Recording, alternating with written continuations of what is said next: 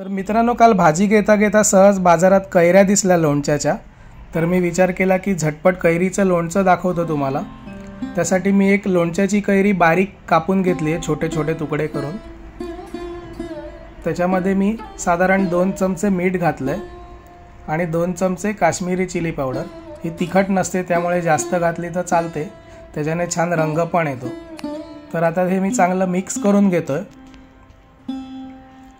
त्यानंतर आपण त्याला आता फोडणी घालणार आहोत। त्यासाठी मी तेल गरम करत ठेवलंय भरपूर।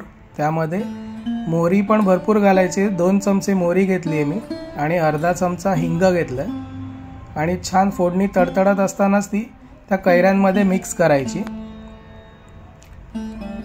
आणि चांगलं मिक्स करून घ्यायचं मिश्रण सगळं।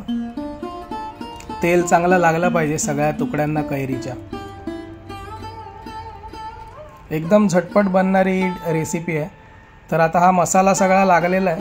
आता आपण एक साधारण अर्धा चमचा त्याच्यामध्ये साखर घालणार आहोत आणि तुम्हाला याची लाईफ थोडीशी वाढवायची असेल तर यात थोडं अजून तेल ॲड करू शकता तुम्ही, त्याच्याने ते थोडं अजून जास्त दिवस टिकतं लोणचं।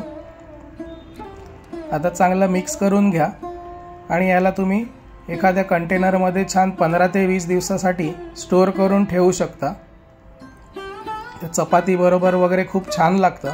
रेसिपी आवडली असेल तर लाईक आणि शेअर नक्की करा आणि जर तुम्ही चॅनलवर नवीन असाल तर चॅनलला प्लीज सबस्क्राईब करा। थँक्यू।